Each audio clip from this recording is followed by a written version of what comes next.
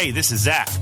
And I'm Clint, and we wanted to thank Exo-terra for sponsoring this episode of Colubrid and Colubroid Radio.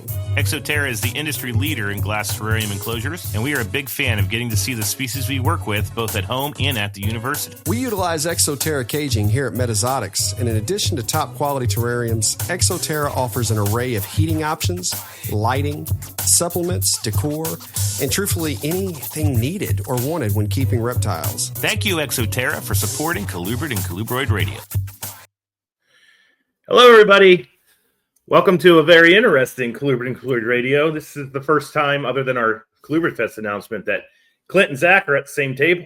Sitting over, having a cup of coffee. It's rather nice. Yeah, because we are on our herping trip, which we will be having an episode about in the upcoming weeks, because it's been an absolutely fantastic trip for us. We've crushed it, thanks to one of our guests today, Roy Blodgett, putting things together. And then we've got Kerwin and Kayla with us. Kayla now absolutely, unequivocally has the record for most appearances on Colubrid and Colubroid Radio. So Zac won't forget it anymore. I will not.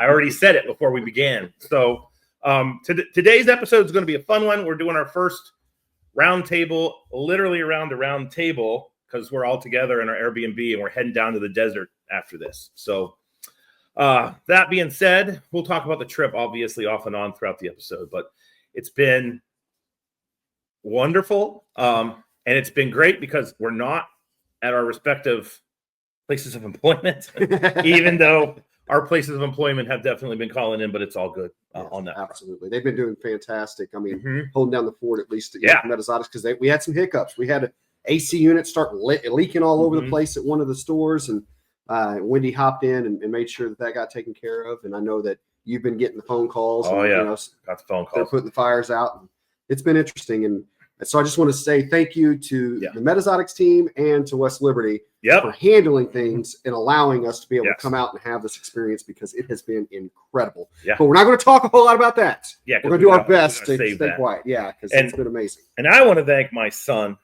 who I told you all was getting paid per clutch, and he is going to be a rich young man because all the damn snakes decided to lay their eggs while I was away. So I think he's up to 4.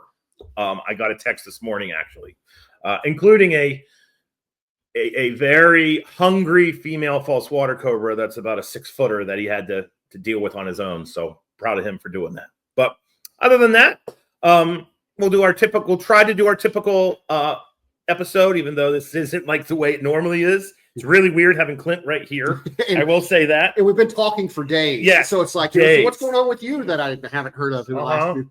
But no, one thing I want to point out too is if you are listening to this and not watching it, we have a different mic setup and everything. Yeah. And so if we sound different, we think we're going to be fine. But if there's any type of, audio differences or discrepancies from how it normally is, please bear with us. This is actually, it's one of the things that we had said in the beginning of getting sponsorship and the Patreon, that we wanted to be able to not only have funds to come do things like this, but we wanted to be able to travel and do episodes while traveling in the field. And so we bought our first piece of equipment for that. It's, if you can see it, it is this glowing mic. Yeah, looks like a demon. Yeah, it's the center of the table. So we're hoping that it's doing what we need it to do, and we're looking forward to this. Done. Yeah. So just to do the normal updates, my big update obviously is that the school year is done. And this is actually the week after finals week. So this is a chaotic week back at school, because we're now doing the hard transition of teaching. Then there's graduation weekend, and then it's wrapping up teaching, field work, 100%. So the students are out in Iowa. The Hognose project, Snake Community Project, it's starting to really pop. I think it was yesterday. I got a text message saying that the students were already up to 12 hogs, and they'd been out in the field for 4 hours. That's awesome. So we're definitely in the upswing. I'm going to be heading out there the first week of June, and I am pretty stoked to get out there and see the product of all of our labor. And the students, Alyssa, Paige, Stanley, Colton, have been holding down the fort out there, and they've been absolutely crushing it. And then Don, Jim, and Dr. Josh have been overseeing them. So I am incredibly thankful for all the work that they're doing. And then other than that, the only other updates I have, other than I've got some Florida King clutches on the ground, some false water cobra clutches on the ground, shocker, is I picked up a snake that isn't a colubrid. I've been trying to like hold the boas at bay, but I actually got a rough scale python from Owen, so from MPR, and it's funny because Owen said it's eating medium mice, and I didn't have any medium mice. I only had large adult mice, and I looked at that thing and I was holding the mouse and I thought, we're gonna F around and find out. So I gave it an adult mouse and it was bloated. It won't be eating for a couple weeks, but it got the thing down and we're good to go. So yeah, that's awesome. But that's really all I have, other than the fact that we're obviously out here having this killer trip. Yeah, in Cali. So well, I mean, as far as things at Metazotics, the shop, we have, I think we're up to somewhere around 45, 50 clutches on the ground already. And it's very heavy ball python clutches so far. But I mean, the colubrids are coming. Don't get me wrong. There's several of those in there. A lot of the bamboos have already dropped. Seen them. Night snakes. A lot of my Mexican night snakes. Nice. We're getting a lot of those this year. It was funny too. It seems like the North American room that everything. I don't want to say concerned, but curious. I'm like, why are we not having black rat, gravid females yet? But they're there now. I mean, we put little tags, clip-on tags that with this pink tag, it says gravid on it. Anytime, once I've identified a gravid female, because that's basically saying if you're in a rush, you at least check these. You know what I mean? And before I left, I'd gone through and did all this, and I look, and that room is just gravid. Right. Yeah, I mean, all the way across. So. There's tons of black rats that are gravid, and I'm excited about that because I mean it's going to be mainly mutations, and I love that species. It's such a cool one. So we've got that. Still waiting on that Spheloides to drop. I mean that's bugging the crap out of me that it hasn't yet. I did have our first boa litter of the year. That was really neat. I call a friend of mine, Bailey, in whenever I have multi-gene boas because it's not my strongest wheelhouse on identifying those. And when you're dealing with like motley and jungle and all these pattern, mutations hitting at once, so yeah, he comes in and he helps me out. But that's really cool. I mean, we love our colubrids, but you and I both are big into the boas. I got boas. Yeah. And, there's something to be said about showing up in the morning, opening up an enclosure, and there's this gooey mess of babies everywhere. So that's really neat. We've got like 4 other pregnant boas right now too. So a lot of things going on. Let's see, got some new stuff in too. I'm trying to think of what some of the cool things are that we've recently brought. We talked about the Barons. We know we've got that. And I've seen the males lock with all 5 of those females. So I'm going to be up to my freaking ears. Barons, that's a lot of Baronite. Yeah. So it's going to be, that's going to be a trip for sure. Whoa. It's good stuff. I mean, it's all fun. And I want to share a story. I've told you this, but this was really neat. And I know my kids are going to love hearing this story shared on the show. So here we are. We're out here in California, out searching for snakes and, doing the reptile thing. And at school, my boys are in class. My twin boys are 10 years old, and they're in class. And over the PA system is announced, Mrs. So-and-so and Mrs. So-and-so, please send the Bartley boys to wherever. And so both of them are walking down the hall trying to figure out which one got caught doing whatever, who's in trouble.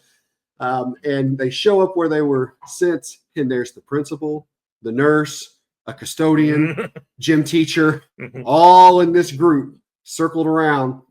And why was it? Because there's a black rat snake there on school grounds, and they call the Bartley boys in to tell them what it was and to relocate it.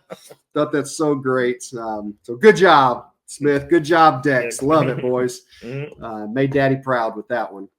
That's wicked. But, yeah, things are going great. We continue to ramp up, and we're seeing seeing decent growth. I mean, we're staying ahead of the game as far as where we were budgeted. So I can't complain. I'm really happy with the way things are going, Cool. out of the shop right now. One thing I want to talk about real quick is I know I've seen it online. I know they were talking about it on MPR, that people were they were over where we're at least, were breeding and they weren't seeing the level of fertilization and the number of clutches they normally would. I'm actually experiencing this. I have really weird things going on at my house, and I haven't checked in on schools, so it could be happening there. Where like I have bull snakes on the way, I have some Floridan on the way, but last 2 years, every pair of Florida Kings I put together went. And this year, about 60% of them, I think, have gone. And I saw locks on everyone. Like I actually saw visual locks. So it seems like for some people anyway, it's been a really, really weird year. And IPAs are on the way because the Floridana Kings that I wanted to go, I don't know if they went, but I put one pair. I do have Montaigne Kings. I have 2.2 Leonis, and I have as you should. Yes, and I have Alterna, and in the 11th hour, I was like, all right, I'll put these Leonis together, and they were together for a week, and that was apparently all it took. So I was checking in on her right before we left, and I was like, oh, you're going into a shed, and I picked her up, and it was just like blump, blump, blump, blump, blump. I was like, all right, I created pain. So you'll be fine. So I'm going to be going through it because I am willing to see the other side's perspective. You'll like it. There we go. Well, I will take. Well, if they don't eat, I got plenty of Getula that will eat them. Fair enough. Fair enough. So, that's a joke. That's a joke. It's funny that you mentioned that because actually we have, and I'm almost wondering if it's because I have tongue-in-cheek taken some shots at Getula just to poke you. But we have had more infertile eggs dropped from our Getula this season than we've ever had. And those things, I mean, we even had some triple clutching last year without us trying. Yeah. I mean, we don't try to double. Yeah. We don't try to triple. They'll just do it. And last year, they were, some big females really cranking them out. And this year, we've had a lot of slugs. And, Interesting. Not really sure why. And it seems to be the king snakes more so than anything else. But that's what's laid the most so far too. Yeah. And I still have I'm questioning whether there's something with like the water in our area, something like that could be affecting them. I don't know. But yeah, we had some, because the temps were good as far as they were on point. They went through the right cooling, got down where I wanted them to. They didn't get too hot coming up to where I feel like they may have fried the sperm, anything like that. So, it could just be this fluke season, but it was just different. And yeah, it's mainly like Eastern Chain Kings, that we're getting that from. And those things usually are, I mean, that's part of the reason why I went to them is they're just kind of bulletproof. And this year they're taking the bullets. Yeah. So I don't know. I guess you can't win them all. Yep. All righty. So moving on to the market and science update. Do you want to do the market update first? Yeah. And so the market update, as always, is brought to you by our sponsors over at the Show Me Reptile Show and Marketplace. So please take a look. If you've got a Show Me show anywhere near you, check them out, support them. You support those that support us in the Coluber community. So thanks, Mickey, and to his team.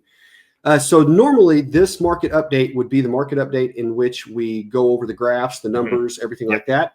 I'm going to have to push that to the next episode simply because I have not had a moment to even put those together. Yeah. And I think that it's probably not going to hurt anybody's feelings. There's like 6 people that like the graphs, I think. But there are a few things that I want to point out in the market as a whole that, are things of note. One, the heat lamp ban, the light ban that we were dealing with through ZoomEd, or unfortunately that ZoomEd got slapped with when they're one of many, brands. So I think it was almost a year to the dot whenever that first came out. The rule has not been changed. The government has not, backed off on that. However, they have put an exception in place where you don't have to have that set number of lumens per watt. If the bulb is intended for animal use, specifically. And so what that's going to require are those wattage bulbs will have to have a sticker that's placed on it saying that that's what it's intended for. I want to tip the hat to ZoomEd because they fought it, as well as other companies and a lot of the community that kind of stood in and backed them, other scientific organizations. So it's a good example of a positive thing that can be done whenever we're banded together and really looking at making things the way they should be. So kudos, that's great. I love to hear that for ZoomEd and really for the industry overall. Also, every episode I have to mention tariffs. I can't help. So if you're following along, as of this recording, it may be different, right? Given an hour, it's like tariffs are on for breakfast, off for dinner. So they were lifted and adjusted with China, and while that's again debatable whether it's good or bad, whatever you think, from a product coming in standpoint, that is a positive because it means it start flowing again. However, don't think that fixes things overnight because there was a severe delay from multiple fronts. One, from the boats coming in. The ports have been a lot more quiet, and that's because you've got a lot of things waiting to ship to see what happens. Some were in water and just simply floating out there, not coming in until because that's when the tariff hits. The tariff doesn't hit the company until it hits the port, and then bam, they're popped with it. So first off, there's going to be a delay in that product coming in, but there was also a hesitation from a lot of the companies to order product because of the uncertainty of what was going to take place. So now, even if they ordered the day that this was announced, you're talking like a 3 to 4 month process for things to come over, and there's already going to be a backlog and delay. So we're still going to feel the negative effects of that hesitation. Now, one positive that I saw, this was just yesterday, I think I mentioned it, was silkworms. Those should be available again, or should be real soon. And not that they were completely absent in the States, but if you are someone that utilizes silkworms as feeders, you may have noticed it was a little bit more difficult. And it was because of the food. And it seems like that's starting to be taken care of. So, but those are two of the big pieces that are happening out there in the market right now. And like I said, we'll have some more statistics and numbers for you guys on the next episode. All right, cool. Hey, so we're going to do the science update brought to you by Rare Genetics Inc. Hey, Roy, can I have my book back? My bookworm friend here. There we go. Thank you, sir. It's warm because it's been being used. So the science update for this week is this book, California Amphibians and Reptiles by Hansen and Shedd. And if you are a California herper or from the West Coast, and this book, I knew about this book being written, and I knew that this book took a while to actually come to fruition. Roy, how long did you say?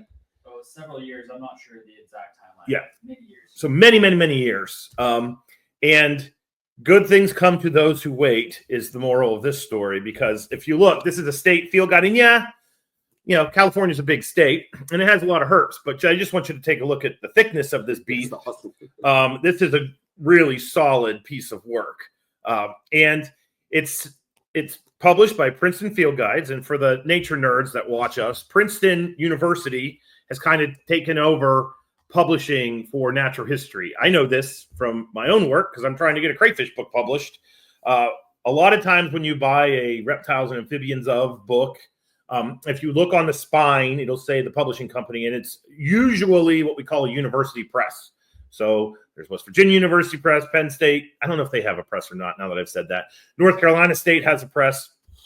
Ohio State has a press.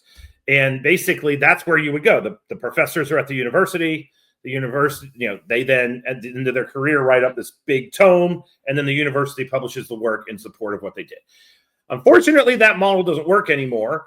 And the natural history publishers of the world are just basically blinking out. And what's really cool is Princeton basically said, yeah, I'm on it. And so they stepped up to the plate. And now a lot of the really solid field guides that are coming out are from that particular press. The way the book is set up is it's got an element of the Audubon field guides, if you remember those, where if you look, I'll just open this from here. You know, you got in the front part, you have the species account, and then further back, we're on, well, let's do snakes. We're a snake podcast. There we go. Oh, perfect. So we found these. Go for snake. Familiar. Yeah. So you go to the back, and then you got the color plates, and I'm going to talk a little bit about those here in a minute. And then in the very back, you've got the range maps. And so it's a great setup. Even though this is pretty thick for a field guide to keep in your pack, it's been in my pack the whole week, and it actually works. And it's published in a way where it's got a soft cover and a laminated pages, which makes it a little bit heavy, but I like that. And it can take some abuse in your pack. And so that is an intentional element to the book itself. As far as the material in it, fantastic. I like when my field guide gives me a little bit of natural history in the species accounts, and I was reading about some of the animals that we want to find, some of the animals that we have found, and you can tell that the guys that wrote this knew what the hell they were doing. And fun fact, Hansen is actually a keeper. So he's a herper and a keeper, and I believe he's a biologist, correct? Yeah. East Coast guy, sorry. But if you're looking for a good, solid new book with the current taxonomy, so you don't have to like wade through, today. That, you know, it's in there, but I can't say enough good things about it. When on the play ride out here, this is what was in my backpack. And I pulled it out, and my goal was, because I had like one of my two flights was close to 4 hours. I was like, all right, I'm going to just flip through the book for like the first 45 minutes, get tired, and then take a nap the rest of the flight. And I was 2.5 hours in flipping through the book to get tired, and I was like, oh crap, I need to put this thing away because now I'm wide ass awake. So really, really, really good. Sorry, the angels are calling me. Okay, there we go. Solid work. So if you're on the West, get yourself this. If you're in the East and you're planning a trip to California, buy it. And it's not too expensive in the grand scheme of things. I think it's between the $40, $60 mark. It's not bad at all. That's I mean, that's really what you're going to pay at a minimum for a good quality reptile book of any kind. One other thing to point out, and correct me if I'm wrong, but didn't Roy have a picture in here? Oh yeah. Yeah. The Western. I went right to it. In there. I don't know nice if you can blue see racer. I found that snake. this one right here. Yeah, that's Roy's picture, book. our guest today. Yeah. So that's really cool to have that in there. Yeah. All right. So that's it for our science update. That's it for markets. So I think at this point we'll move into the next piece here. And as always, the guest segment is going to be brought to you by ReptiChip. Again, ReptiChip is doing some wonderful things with product. We are excited to have them as one of our sponsors, excited to work with them, and excited to get some of their new stuff. That tropical mix that they're working on is really cool. We are now welcoming to the stage. And again, our first round table. It is round. It was literal for the first one. We've got. It's right. Yeah. We've got Kayla, we've got Kerwin, and we've got Roy. These have been our California friends here who have taken us around. Our Cali family. That's right. And this has been, I mean, not only has been a fantastic time. I mean, it's full of reptiles, full of laughs, full of, I mean, just wait till you hear these stories. It's been amazing. But that'll be next episode. What we wanted to do was we had some topics that we want to thank our Patreon listeners. They came together, our collaborators, that group came on, and we said, we were going to put this together while we were here in California. We're going to have our roundtable, and we wanted some topics that they wanted to hear about. So our Patreon worked. Yes, absolutely. Thank you. Yes, because the whole idea came to fruition with this. Yes. So that's great. Hi guys. Howdy. Howdy, everybody. That's right. Okay, well, I think we'll probably kind of jump right in. I mean, do we want to take a quick second? I mean, you guys are both returning, guests. So if you're CCR listeners, you probably remember Kayla, you probably remember Roy. Kerwin, we need you to introduce yourself, man. Yeah, go Tell the for it. audience who we got here. Okay. Kerwin, I'm pretty new to the industry. I'm actually really nervous to be on here. I found out about 30 minutes ago that I was part of the show. That's how we roll. I thought I'd be hanging out in the background. So, yeah, a little taken aback by it. But super proud to start as a fan of the show first. It was Glenn Brooks that actually turned me on to this, another former guest of the show. Made my way to Colubrid Fest last year and got to meet the guys. And then we shared a trip in Pomona in January. And really got to know the guys a lot more. So I'm super excited to be on this trip, just to be a part of the whole thing, to be honest. I'm excited to be here. Yeah, and this is what, we thought this would be such a great roundtable because you have such diversity in keeping and styles and animals. And I mean, it's going to be a good mix to get the different perspectives, on what we're discussing. So glad to have you on, buddy. Glad to have all of you on. So it's going to be fun. All righty, Max. Pop the first one for us. Boom. Differences in East Coast and West Coast keeping. Yeah. So we thought this would be a fun question because Clint and I obviously come from the East. Midwest. And then we've got 3 here from the West. And there's obviously similarities, but there has to be some differences. And so we kind of wanted to explore that dichotomy between a keeper in the East, a keeper in the West. And if you're in the middle, you decide which coast you're closer to, Kansas. So anyway. And I think we know that you're going to have this type of keeper, this type of keeper, this type of keeper everywhere you go. Yeah. You know what I mean? You're going to have that mix and variety. But I do think there's probably going to be things that lean a little heavier in one direction, or another. And I think it may be based kind of also on there's certain animals that are kept more commonly in this area versus this area, which may change keeping styles. So I think I'm going to start off on this. And this is one of my observations so far, I guess. While big vivariums, bioactive setups, naturalistic setups are obviously becoming more and more popular everywhere. It's already in the UK. We're always behind the UK and everything they're doing when it comes to this hobby, really, by several years. So it's gaining popularity all over the country. But out of all my friends, I would say the West Coast keepers tend to be more on the forefront of that than what Midwest and East Coast. Midwest, we're always last. It's first, the East Coast, West Coast. Let's see what you guys do with it, and then we start to suck it in the middle. You know what I mean? So, but that's one of the things I think I've noticed, and I want to see if you guys kind of get that same vibe. I think that's. I would agree with that assessment. I think that immediately when I think West Coast keepers, the people that immediately come to mind for me, I mean, Philippe de Vosjoli is like the godfather, right? Of West Coast herpetoculture. And there was this kind of Southern California scene that emerged, in like the late 80s, early 90s of Philippe, Bob Mayu from Sandfire Dragon Ranch, and Alan Rapashi. These are kind of like these pioneers who, kind of systematized herpetoculture in new ways, I think, and particularly as it relates to lizard keeping. I think that a lot of the legendary python breeders and stuff like that are more East Coast in my mind.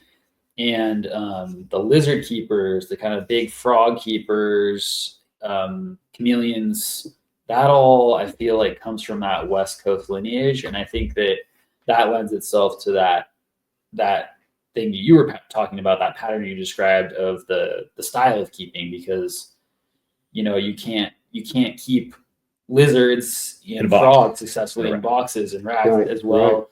And so you need to incorporate more kind of naturalistic methods. So that's kind of what I would contribute on that. What do you guys think? Personally, I have less than a decade in the industry, in the hobby. I have a ton of experience with the East Coasters as far as keeping style goes. So I definitely on my side, it is more naturalistic. Everything's in bibs, but again, I'm a keeper only. I'm not breeding anything. I don't have hundreds of snakes, so no necessity for racks. But I'm a little new school, so the idea that my snake should have the room to move, The enrichment, arboreal room to move, they needed the enrichment.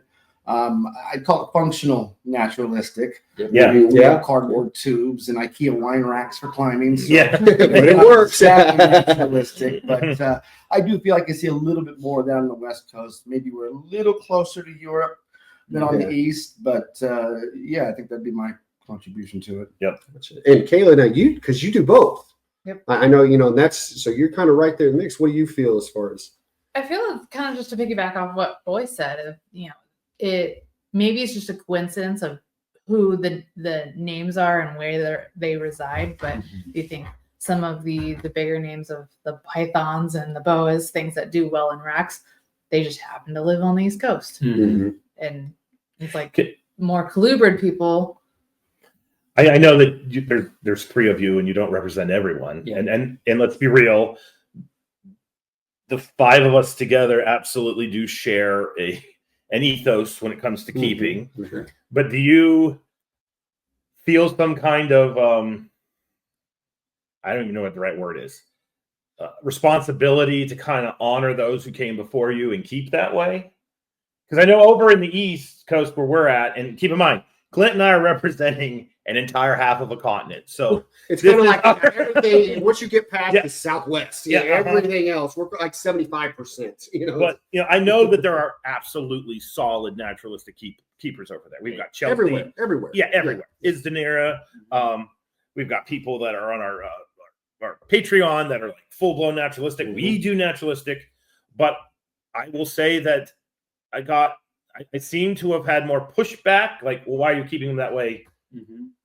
From the people that are over there. Not pointing fingers, it's going to seem like I am, but like Florida, got a lot of pushback from keepers in Florida.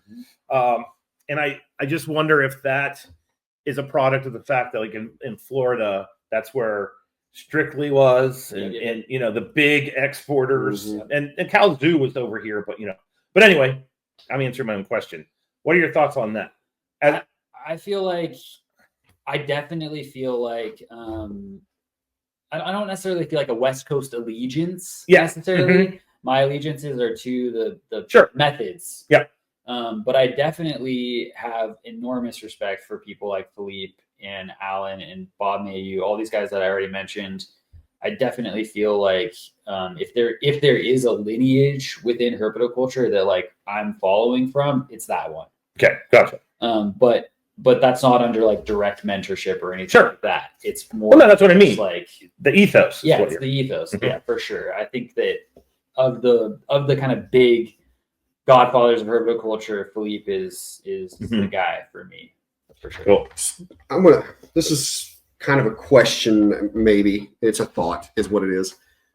So, I guess I'm attacking this more from a mentality standpoint and where this would have come from and developed over time, and why even those that were the godfathers of it, why they even started in that direction, where in this other area, that's not how it started, So do you think maybe like here in California, you guys have so much more access to a variety and plethora of reptiles in your backyards. Okay. Right? This is something I wanted to speak to. So you're so accustomed to being able to go out, cruise a road, and find dozens of species in a night, where in the Midwest to a degree, and even on the East Coast, that's shrunk down quite a bit on what you can actually find and experience.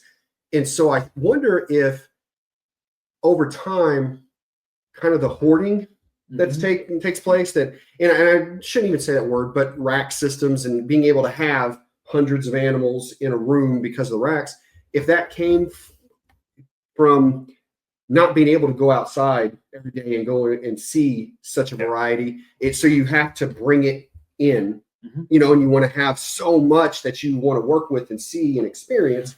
And so if that's kind of why it went in that direction more in those areas than what it's done out here. There's racks all over the place out here too. We know that, So, and again, I'm not putting those down. I've got a lot of them. Yeah. But I almost wonder if that's where some of that mentality, without anyone even realizing that that's what's done it, is that they just Totally didn't get to see as much. I think that that's definitely a valid thing. I mean, one thing that's just simply true is that the West has way more wildland, way more public land Oh yeah, than the Eastern U.S. And so, like we've seen it. We're in California. We've got a population of between 40 and 50 million people here, but we also, a lot of the time we've been driving, there's nobody. Yeah. The whole time we've been out here thinking, why are you guys complaining about cost of land? You've got plenty of it, and no one's on it anywhere. Yeah, and so like that's right there. That's very accessible to us, and I think that, I mean, I don't know how much of that's a conscious thing, right? But maybe just on a subcognitive level, there is this way in which we see the animals contextualized a lot more. Yes. And like that is definitely, like, for me as a keeper, that is something I'm always striving for, is to keep the animals in context, even in the ways that I like to photograph them and stuff. Like, there's something to be said for photographing your herps on a white background to like really highlight them. And also that comes from product photography. Yeah. And so it's a weird thing. Guilty. For me. No, I mean, that's the same. yeah. I do the same thing because it does help you see the animal. But if you want to see the animal for what it actually is and what it came from, you have to see it in its habitat. Yeah. I can, as a herper, I can say that I only started herping over here in the West in the past. 2019 was my first trip. So however many years that's been. And I've heard other people on herping podcasts say this. The East is a pain in the ass to find snakes because of our forests. It's so dense. It's just dense, and you have to go to flip sites. And it's amazing to me that on every trip I've done out west, the multiple trips to Arizona now, New Mexico, and now this California trip, we've walked up snake after, like we did a hike yesterday that was 3 hours, and we got we got four. Four snakes, a bunch of lizards, and if I'm doing that in West Virginia, if I'm not flipping things, I've got to go almost to artificial anthropogenic habitat. I got to go to a railroad, and I'm walking a railroad cut, which ironically is an analog to what is out here naturally, if that makes sense. Yeah, totally. And so I could see that. There are places in the East, though, where you do trip over, like certain areas of Florida comes to mind. Of course. Along the Gulf Coast, there's some places in like Kentucky, Iowa, Kansas, but they're pockets. Yeah. Exactly. It's not like this open habit. So I could see like, they're such a rare commodity at times. That could be a thing. Another thing too, as far as the mentality of just people in East Coast versus West Coast, you have to think about how the country came to be. Everyone came and landed in the East. That's where it started. And so that's why New York City is New York City, and why it's so big on, you have these little bitty states that have so many people, piled into them. And then slowly that migrated west. So it kind of became more and more sparse in wider areas as it came through. So right now, if you think about the way that cities on the East Coast are built, they're built up. Exactly. Because they don't have any more space to sprawl out. So everything's up. And so think about the way that reptiles are kept, more so over there. How does it go? It goes up in racks because you don't have the sprawl. So and again, I know it sounds very, this is making this happen. But no, this is over centuries now. This one, you know what I mean? A few hundred years of just that mentality of, having a smaller area to work with and maximizing the area in that side. And once you get to the Midwest, it starts to spread a little bit. When you get over, to the West, it's like you said, how often have we driven and not even seen another individual for hours? So it's like what you're saying is that the people and the animals on the East are more domesticated, have feral folk on the West. I see what you're getting at. The West are a little more hippie. But you're also hanging out with NorCal people, which are different. Yes. Understand, like all the way through. These That's are hella big. true. These are big generalizations. Understand that. I mean, like we were really it sounds like we're summing up. Well, East Coast is this. There's a whole different people. Yeah, it's only like kind of where some of this mentality may have developed. Even outside of of herpetoculture completely, why it lended itself in that direction. So I think it's interesting. It is. And, another thing that I think is more prevalent in the West Coast and probably in Florida too. So Florida almost sometimes you have to lump Florida with California in reptile keeping to a degree because there's some similarities. Florida, like the South, there's the Southeast and Florida. Florida's just different than everything else. Yeah. Even your crime stories. Florida man is a thing. Yeah. What has he done now? Right. I saw a picture of an alligator with a knife hanging out of its head, and it said, what they call Excalibur is what they're called. Yes. Whoever pulls the knife out of the alligator becomes king of Florida. Yes. But challenge accepted. You're right. So another thing is like alternative feeders. Yes. Feeding outside of just mice and rats. And I think that not only does that play into the style of keeping, but I also think a big reason that potentially that happens more on the West Coast and Florida is accessibility to alternative feeders. And when we say that, I think it's important to make a little caveat.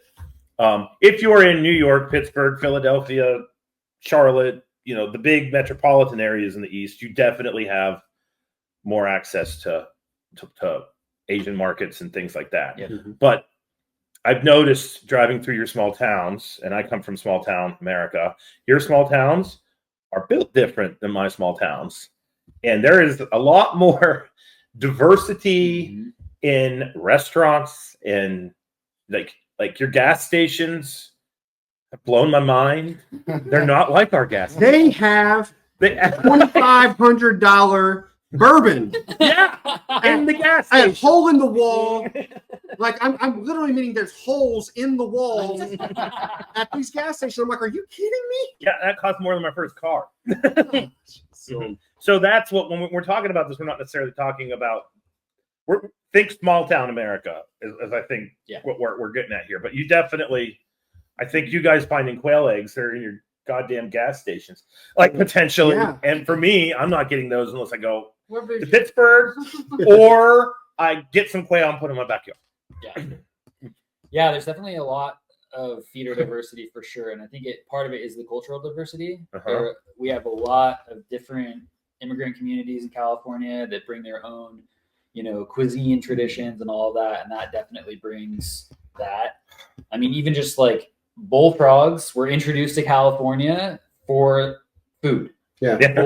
For French restaurants, for frog legs, and we do use them as feeders sometimes, frog legs and all that stuff. I think also this, again, kind of dovetails a little bit as it relates to herpetoculture with the lizard keeping side, is that I think lizard keepers have been championing more feeder diversity for a lot longer than snake keepers. Oh, absolutely. It's always been considered a really important factor, I feel. And so I think that then for people who are working with both snakes and lizards, it really translates over really easily, because people that are used to keeping lizards are already thinking, well, I can't just feed my snake one feeder. I can't just feed a mice its entire life, And so I think that maybe that relates to it. What do you guys think? Yeah, I think people have kind of caught on to the fact that most of the community's animals are overweight because they're not out burning calories and searching for their meals. They're getting rodent dropped from the sky. So then we tried to figure out, okay, well, what can we feed them that aren't these fatty rodents? And so we branched into the birds and the other options. I've recently just really gotten into the birds myself. Having a false water cover that goes to the garbage disposal has opened up a lot of possibilities for what I like to feed. And just for me, it's the enrichment too. I know we're putting ourselves in a different mind frame from the animals that we keep.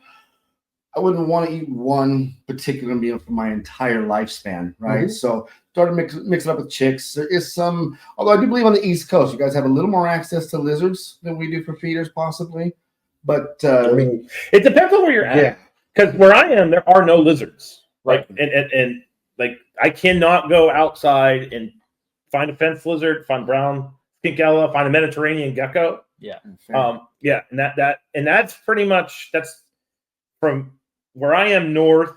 There are definitely pockets in Pennsylvania, New York, where fence lizards and skinks are, and north of there, but they're not at all common. And I think that's part of the reason why I have such a hard time getting some of these Getula and lamps to go is I just can't go out. Whereas Clint can literally go out back, flip his magic tin or boards or whatever it is, and he's got I got skinks. Yeah. There's, I mean, I literally have skinks in the shop. Yeah. I mean, you know, I'll see one scurrying across in our insect area. I'm like, go live your best life, buddy. Yeah. You know what I mean, We have the Western fence lizards everywhere. Yeah. Now, I've seen them. some of us, Kayla, are much better at catching them than I am. But yeah, we do have those options at our fingertips. But you can also go into. There's a higher likelihood of you going into your local market and finding an alternative feeder than there is for us. Well, even, and you know, we're I feel talking like- like skinks and lizards, but I've heard you mention you feed pheasant eggs sometimes. Yeah, all kinds of eggs. Yeah, pheasant, dove, pigeon, And I mean, all that stuff. where I'm at, I can get chicken eggs, Mhm. and I've got a guy that can get me quail eggs. Yep. You know, those are my bird eggs. Yeah. So, you know, you having access to that many, Totally. you know, again, it's, you know, so it's not just when we think alternative, we're usually thinking lizards, chicks, and maybe frogs. But no, even the variety of eggs that you can get opens up, you know, Totally. so much more. So, and we just don't have that, you know, typically in the Midwest. Again, you're going to have pockets where someone's going to go, well, I have access to all of these because you have someone who breeds all that stuff, you know what I mean, in your area by chance. Like, And my neighbor has chuckers, you know. Yeah, Pheasants, yeah. whatever. It's Mhm. like, then it's different. But yeah, I agree. There's a lot more of that out here for sure. yeah, I think so. And I think that's, I mean, and that's another topic that is growing across the country. Yep. It is, you know, it's still I think in its infancy in comparison to naturalistic keeping. And I think if you look at I would say 3 big husbandry / keeping arenas right now that are in play. You have naturalistic keeping, and I'm going to define that more as what's inside the Viv. Yep. Okay. That is further advanced than UVB inclusion and lighting. That's now becoming, you know, a hotter topic. Mhm. It's revving up. It's just not as far advanced yet as what is inside the enclosure. And then behind UVB is varied diet. Yep. You know, that's still in its infancy on these 3 big topics that seem to be discussed a lot more often now. So I think over probably the next 10 years, we're going to hear more of that. Sure. We're already seeing things like Reptilinks, you know, the new products they're developing, the frog links that, you know, Ashley Dezen, and you know, she's working on products that are similar in Canada and Totally, the reptiles. yeah, I mean, and so I think that, you know, it's going to continue having a push forward. And luckily, as I know everyone hates when things become more commercial, but when something like this happens, it becomes more available and accessible to a wider array of people. Absolutely. And that is going to benefit. That's how it can become part of culture. Though. Exactly. You just have to be able to get it. If I could get pheasant eggs, I would be feeding off pheasant eggs. No I problem. can't get pheasant eggs. Like quail eggs, I've got to go to Pittsburgh. I've got to go to a market. Mhm. I remember there's this place in Pittsburgh called the Strip where everybody goes, and there's lots of markets and things. And I went up there with Kathy, and she wanted to go up because she wanted to get a bunch of spices. And I wasn't thinking herpetoculture. We were on a date. And then we walk into this market, and like I saw the market, and then I was like, "Oh, maybe I could get something for the snakes in there," but I can't really show that because we're on a date. And there, brother. and I remember losing my mind when I saw that I could buy a quart of chicken hearts for $2.75, and I was just scheming for the next 3 hours. Like, how can I get back in there and get those? Like, you know what I mean? And then finally, I just broke down. I was like, I got to go buy chicken hearts. He's like, all right, you know, Date's over. money is the way to my wife's heart. If you can show her we're saving money, and she kind of gave me a look. I was like, it's $2.75, and just picture each heart as like a small adult mouse, which is a buck. She was like, go get the hearts. I was like, all right. So anyway, but when I went in, I started looking. I was like, holy hell, I need to like come up here more often. But that's like a legit trip for me. And you could potentially just find those in a grocery store, if you know what I mean. Well, it's also the option too. I mean, as we all see, the rodent costs are going up, up, and up. And unless you're like me, as a local dealer, and you're in a parking lot and making like a drug deal as you're getting it's an expensive proposition. So chicks, for example, out here, we have a lot of people. We can get access for 100 chicks for $30. Yeah. And as the alternative feeder, as a supplement, it's a lot lower cost alternative besides the ability to offer variety to your animals.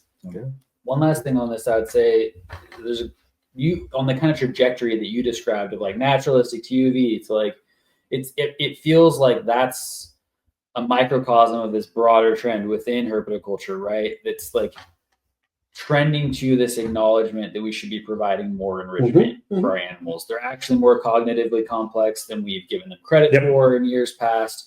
And we should be meeting that call, right?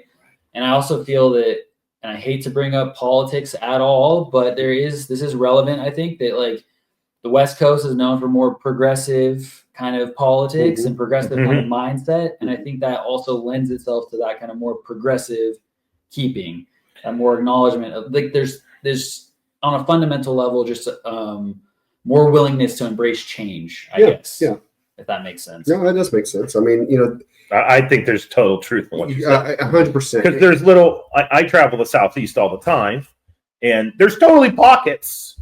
Like Raleigh, North Carolina is, of course, its own little pocket. But let's call it spade a spade. If you go on social media and you're getting flamed by somebody for keeping a certain way, or that's dumb, they do have a tendency to come from a certain part of the country. We don't normally do that kind of blanketing on CCR, but we also believe in facts, and these are facts. Totally. So now, and here's, I'm going to play a bit of devil's advocate on it, and this is just because we always like to, walk down the middle and look at both sides and both perspectives.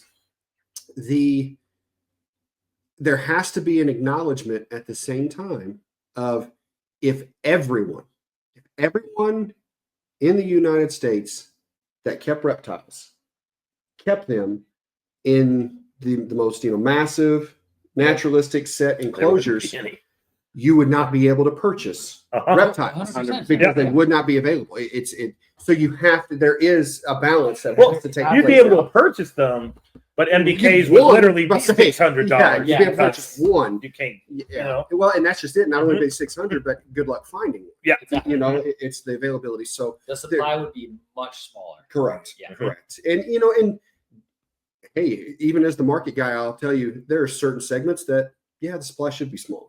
Yep. You know what I mean? That there should be some changes. I'll 100% concede that. And I've been on record on the show right now saying that I've got animals that I want upgraded into something better because my mind my mind has shifted in that direction. So, but I also understand, from a business standpoint on my end, that I do have to keep a certain number of animals, right, healthy, producing in order for, the business to continue. So, so again, there's just balance. There's always balance that has to be achieved. And I think that we're moving in a better direction, for the overall health and welfare of the animals while still being able to meet and maintain the demand. I'm optimistic. Very much so. When I got back in 2016, I don't know if I was optimistic. Right. Now there is definitely a culture shift, and it is happening everywhere. It's not just happening in the West and the East, right? And it's a good culture shift, I think. I think it actually segues well into our next question. Yeah, to be honest. I think so too. Max, you want to pop the next one up, buddy? There we go. Boom. And I think it's because we have far more people keeping reptiles now, and there is this. We haven't really ever. I don't think we've ever hit this topic on our podcast: keepers versus breeders. And I know we have keepers that listen, and we have breeders. And since we ride the middle, I don't think there should ever be any kind of conflict between a keeper and a breeder. No. Like breeders talking down on keepers, they're literally the people that make you exist. You know what I mean? In the same time, like keepers who talk down on breeders because they're using racks, you wouldn't have that animal if the breeders. So that's it. And that really needs to be looked at. And and acknowledged by both sides, no matter where you fall. Yep. 100% agree with you, on that. And that's when we said we had this nice mix here of individuals. I'm going to kind of make some generalities about each one of us real quick. You and I for the share a listeners. brain. So I'm going to do the same thing. You got it. So, obviously you've got myself. I am a breeder. There's no doubt about it. On a larger discharged. Yeah. I'm that guy. So you have Zac, who is going to fall more on the keeper side. However, he breeds his personal collection and has a larger breeding arena at the university. So has both. You have Kayla, who I'm going to say again falls in the mix. And I say that because Kayla is a breeder. If we had to put one label on it, I would say Kayla is a breeder. However, half of your collection is kept and maintained as I think a keeper would, as far as how you set up. Am I correct in that statement? Yeah. Kerwin, keeper. So Hasn't bred. Do you even have a pair of anything? I have a couple of pairs. I have a pair of corn snakes that could probably go in a year. I have a pair of Madagascar cat-eyed snakes that are most subadults. I do have a 1.1 there, and as they're a little bit rarer species, I'm thinking about it. But in my particular case, I enjoy the keeping aspect. I am still bursting at the seams. I'm so excited every day. The love for it's only growing, and becoming a breeder presents a whole lot of other challenges that I'm worried in my particular case might take some of the steam out of my passion. Yeah, there you go. Very much. And what I love, you said something that whenever we were riding, maybe yesterday. And so this, whenever I say as a keeper, this is to me is that big signal. So Kerwin will sit and watch television while holding one of his snakes. Yep. And I love that. And I say that because most of us who have, we've now have so many or whatever, that just doesn't happen anymore. We don't take that kind of time with our animals. And so I absolutely loved hearing you say that. I'm like, that's a man who's still loving every bit of it. Well, and I also keep everything vivariums. It's not just for the space. I am a little new school in that if my snake is 3 feet, I want a 3.5 foot enclosure. If it's 4 feet in arboreal, I want to give both opportunities. But I also love seeing my animals and the behaviors. For me, who's not breeding, having those animals in rack, yes, I could have more species. I could have more animals in my living room. But I don't get to go in there, sit down, hop on my phone, do some work, and watch TV if I want to, and get to see my falsie over here pacing the cage, looking at me, waiting for that next meal. Yeah. Or get to see I have a Nabakai in my little Durango mountain that's just all over the place, active, put something new in her enclosure. She loves the enrichment, goes over, use it for the first week. I get to walk in. I must walk my snake room 25 times a day. Yeah. Just so I can go in and peek and see what everybody's doing. Gotcha. I love it. What's Roy do? So Roy, here's what I would I'm probably so curious about this. it's fun. I am too. That's why I asked the question. So to me, you're one of the more unique. And what I would classify you as, if I had to, I would classify Roy as a keeper that happens to breed, but does it not so because of any, oh, it'd be cool to sell these. It's more the curiosity on being able to pull it off with the species that you do it with. Yeah, I think that's pretty accurate. I think that for me, I'm greedy. I'm greedy. I want to do everything. I want it all, and so I want to keep in a way that encourages the broadest range of positive natural behaviors I can, because as you guys have witnessed over the last few days, I'm a total natural history nerd, and I love to see things in the field. I love to see them doing their things. Like I'm not going to get into stories from the last couple of days, but it's tempting. And so I want to be able to see that with my animals, and that's my top priority. But also part of that is reproduction. That's a huge part of that's a massive amount life history is why of they their exist. life history. Exactly. Of their natural history. It's about reproduction. And so in some ways, like, depriving my animals of that feels strange to me on some level. And it also does allow me, breeding them, because I work with these really rare species, primarily producing small, very high quality animals, small numbers of really high quality animals. It does support me to keep at a level that I otherwise would not be able to afford. Understandable. Yeah. Because I wouldn't be able to do it on my, on my own income, but the income that I generate from breeding supports the quality of life of the animals I keep. And so I get to kind of have a little bit of both. Mhm. And I also feel in that, like I feel a strong obligation to educate, because a lot of the species that I'm working with are these kind of obscure fringe species. And so I want to be trying to kind of bring the ball a little bit further down the field with those species, figure out what really works for them, what makes them tick, and then pass that on to keepers who can do it even better. Mhm. And so that's a big part of it as well for me. And I think that honestly, I relate often to keepers more than I do breeders in terms of the way I set things up, in terms of what I'm interested in, what I want to talk about and stuff like that in keeping.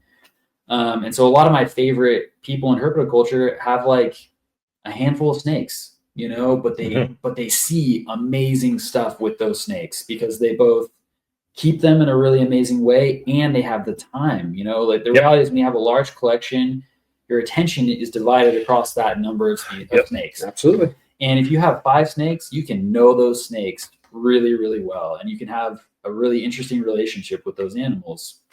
And so I love that. I love all of that. I've done 2 oscillations with my collection at my house. Yeah. And what I mean by that is I started off with I got to do some counting. I had 11 PVC enclosures in my office, which is where we record the show. And then I got a rack, and I was like, I'll never own a rack. And then I got a rack, and then full disclosure, I was like, damn. Okay. And I got another rack and another rack and another rack. And so then I moved from keeping mostly and doing a little bit of breeding to, I would say it was like, you mentioned, we'll get to this with being a breeder and a keeper. Sometimes you got to like view what you're purchasing as like, it's got to be able to produce to help fund the collection. Yeah. So then when I went to that breeder side of things, that's when I realized that I wouldn't consider buying a snake unless it was possible for me to own 2.3 of them. Like it's not. Oh, I like Florida King snakes. It's like I like Florida King snakes. I now need 5. Yeah, because they had to produce. Right. If a male dies and you don't have a backup male, and this goes all the way back to Matt. Yeah. Matt was the guy that was saying this to me when I was at that point. And so then my collection bloomed up. I didn't like that my ability to give them attention dropped due to the number. Then I offloaded a bunch of things, and then I had the freaking open space, the open cage dilemma. Syndrome. And I was like, syndrome. Yeah. And I was like, I will not fill these cages.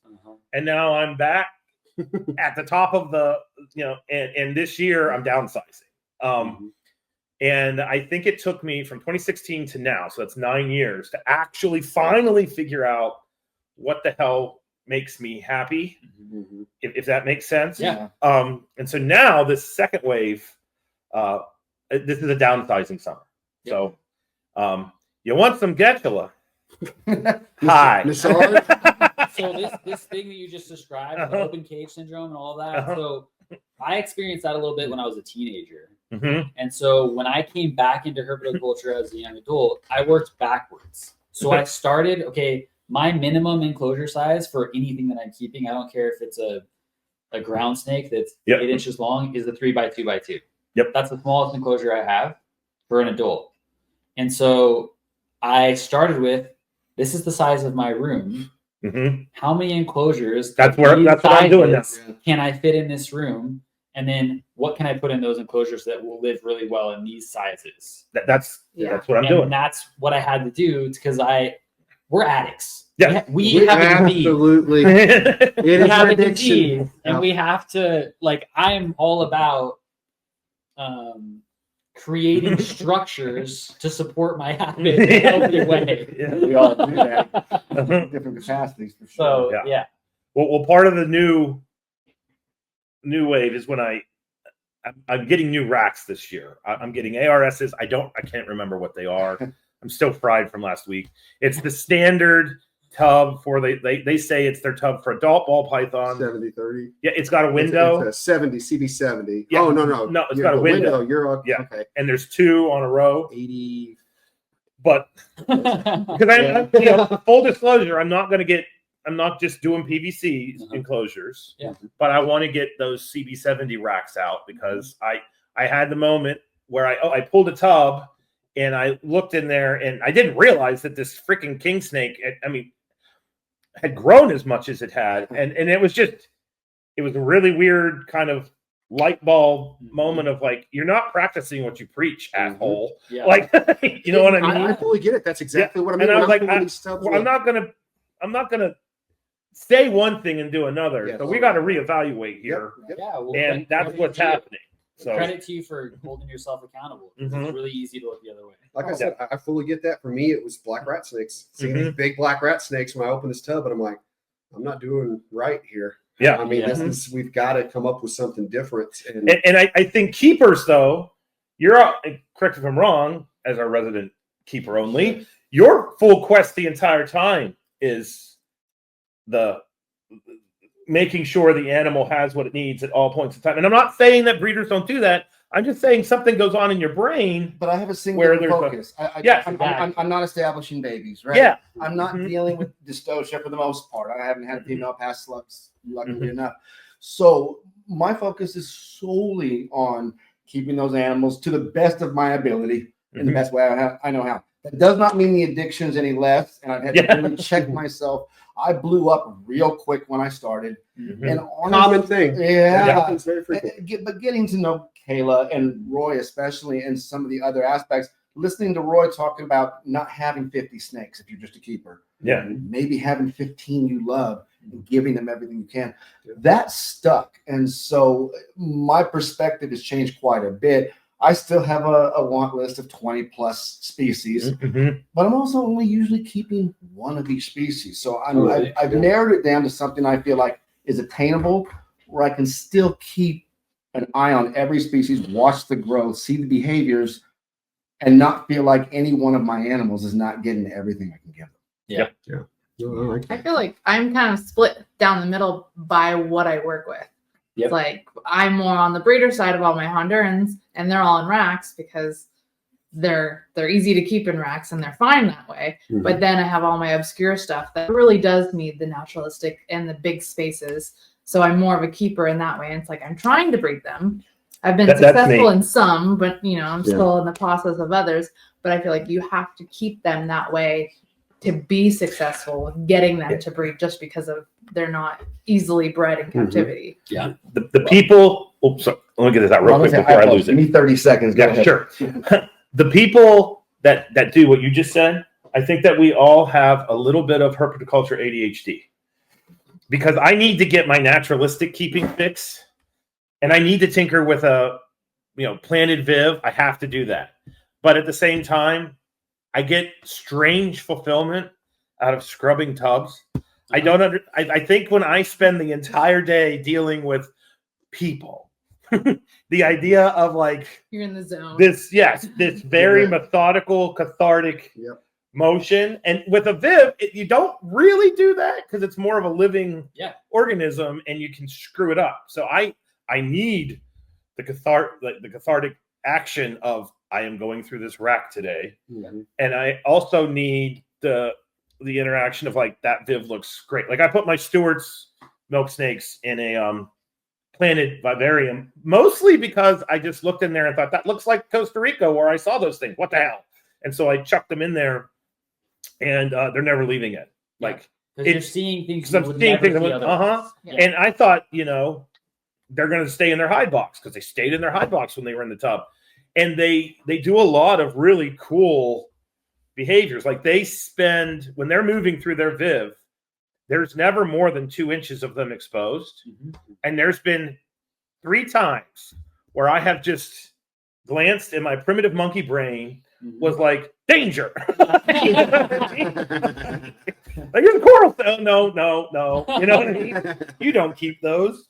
But I realized when I did that, like they're starting to actually do things that they don't do when they're in that tub. And so that was also part of the thing when I pulled the tub and saw the giant Floridana, and I just moved the Stewart eye, and I was like, okay, like let's just get more to this because I enjoy that more, and I can kind of have my cake and eat it too. Because with those big tubs in the window, I can see in. Mhm. You know, I can totally give them the substrate mix and everything. They got a bigger footprint. So yeah, no. I think that there's something you said in that around like the comfort of the mundane task of scrubbing tubs. This I think is a really interesting like psychological thing where I think that for people who have like really boring mundane jobs like data entry positions, like they don't need that. Yeah. They need the Viv. You know what I mean? They need some other kind of feedback and stimulation. But for those of us who have like chaos lives, Yeah. where we have plenty of enrichment, permanent. That's an interesting word for it. Yeah. It is comfortable. It is comforting to have those mundane tasks. Yeah. And I totally get what you mean by that. Because I get that a little bit just from like scrubbing water bowls, where it's like therapy for me to just be like, I'm stressed out. I'm gonna go clean water bowls. And focus on one task. Exactly. Yeah. Because it's like it's a task I can half focus on and still achieve to a perfect standard. Yes. You know what I mean? Like I don't have to engage every part of my brain. I can like listen to CCR in my headphones and do the tubs and it's done and it was done well. Where there's certain things that like I just can't do that. I need to focus all of my attention on it and it's a different thing. I get that completely. For me, it's about once. This is the part of, you know, everyone wants to own a reptile shop, right? And until you realize you don't really get to mess with the reptiles that much when you own the place. That's not how business works. Maybe once every 2 weeks, I come in, usually on a Friday, because Steve's off on Fridays. And for about 2 hours before anybody else gets to the shop, I get to go through and spot clean the collection. And now I'll be honest, if I see something that like this bowl's going to need scrubbed or whatever, I put a note on it. Or let somebody else take care of that. That's going to take up too much of my time. I only got these couple hours. You got limited time. Yeah, because what it does is, I mean, it gives me that opportunity to get eyes on all the snakes. To, you know, that's when I'm putting my gravitags, you know, up. It just, that is, when I think about what keeping snakes is to me, as weird as it sounds, that's the nostalgic piece. Oh, yeah. Because that's what all of growing up, you know, it was going through and cleaning these cages. So the million times I've done this in my life, there's a comfort in that, you know, it takes me back to being in my basement. No one else around, just doing that, you know. And so yes, that routine, you know, that piece is it's almost therapeutic. I think the routine of a keeper is different than the routine of a breeder.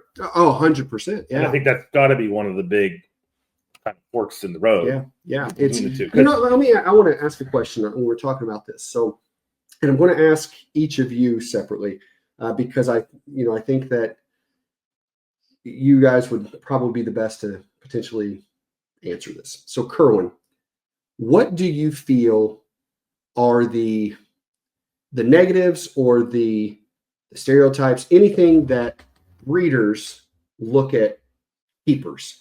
Like, how do you feel they see you? Well, it's changing a little bit, like you said. The culture is shifting.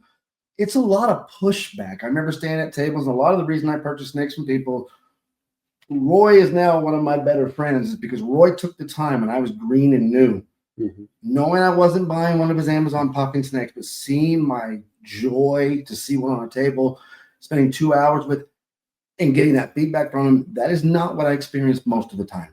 I got a lot of, and then a buyer move on, right? And when I started keeping, and I started keeping everything in larger enclosures and bibs, a lot of the old school breeders, I've been doing this 30, 40 years. You don't need to do this. You don't need to do that. And it kind of pushed me back a little bit. I had to really choose who I was talking to. A little bit gun shy sometimes from some of the old school breeders as far as what I was doing, because it felt like they were pointing the finger that I was doing it wrong, or it was unnecessary, what I was trying to accomplish. And I come from a different thought process because I'm not breeding. This is not a monetary thing for me. In fact, most of my expendable income goes this way. I probably overkill everything. I probably give my snakes too much. I don't have 2 or 3 hides. I have 7 or 8. Right? I have multiple climbing, multiple water bowls. And it took me a long time to kind of take some of that feedback I was getting from the breeders with a grain of salt and realized they had an unwillingness to change their process. So hearing it from a new school keeper wasn't necessarily their cup of tea. Yeah. I think that, what the topic you just mentioned there, I don't want to go too far into it because we haven't asked him yet, but at some point I'm going to ask Billy Sven, Dr. Sven, to come on. He's coming on. Wonderful guy. One of my And- dearest friends. Yeah. I loved his presentation at IHS and where he has that scale of, how you keep the animals, where you have your bare minimum. This should be the absolute minimum expectation of being able to keep that animal healthy.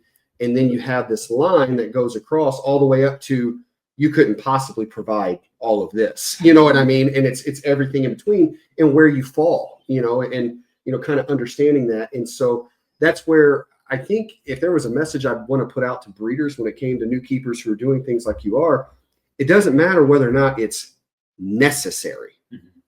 That's a word that gets tossed around. You don't need UVB on this. Is it beneficial? You're right. Exactly. Is there benefit? Is there harm? You know what I mean? And it's to just open up like the that. harm thing. So some of my snakes use all of their hives, use their water bowls. Some of them, it might be one corn snake is totally different than another. They don't use any of it. So what? That doesn't mean I'm not going to have it in there. Maybe one day they decide this is their favorite hide now. Maybe they want to start climbing at night when I'm not watching them, don't have cameras on. And again, it goes the idea of overkill, but I can provide that. So if I can provide it, everything that's not albino has UVB for me. Yeah. Does everybody bask in it? Not at all. The ball pythons even have it. Do they even come out of their hides before 10 o'clock? Not really. It doesn't hurt to have it. There's kind of my perspective. If I'm not harming the animal, and I could even take a sliver of a benefit for that animal to have a more enrichment and a better life cycle, that's kind of my thought process and why I do what I do. What I don't understand is why you would think that's a bad thing. I always did it this way. That's totally unnecessary. I'm sorry. We ride the middle, but that's just a horrible way to look at things. That's not a data-driven They take it as a personal affront stuff. Right. I say 100% agree with you. We are on the same page on this, but I'll give the reason that some go for it because I don't understand it. It's because they feel attacked for not doing They that. think it's an indictment. Yes, and in a way, it is. Because how often have either, whether it's newer keepers or Facebook group or whoever, basically at some point, someone who does keep them differently has given them shit for keeping them in a rack, for keeping, you know what I mean? And so then, you have to, people are going to be defensive when they've done it for 30 years instead of saying, hey, have you thought about trying it like this? When it's, oh, you're doing it horrible. And then this person's thinking, well, tell the 5,000 babies that I've produced doing it this way that this way doesn't work. And so they start getting an attitude. And that's where the breakdown occurs, is sometimes it's the way that new information is thrown in someone's face because it is new information. They've been doing it an old way for so long. And so it's both. Now you got some, cantankerous people too that just don't want to give it. And oh, you totally do. And they're just as atrocious in a lot of ways. And we were talking about this yesterday. We were walking through the Carrizo Plain. That we were talking about extremes. And a lot of people might think, being the science guy, being the data-driven guy, being the guy that has tested UVB and tested diet and all that, I actually do think that a lot of people on the more progressive, not a lot, I don't like that word. Some people on the progressive side have kind of weaponized their progression.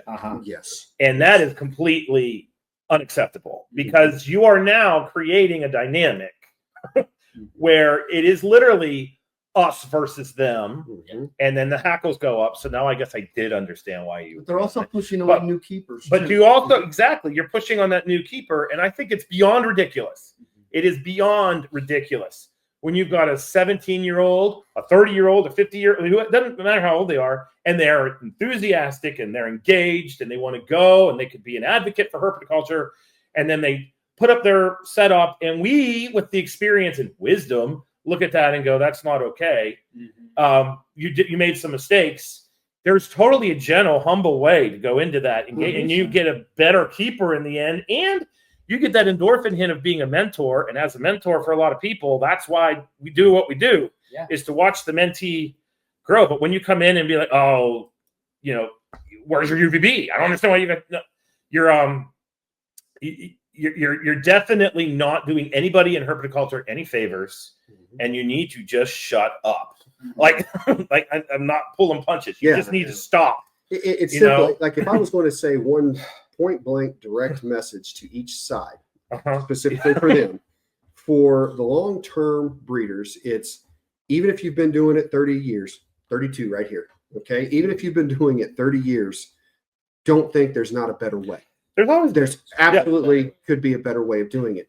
I'll say to a new keeper, understand there's a difference between what you know and what you read. Yeah.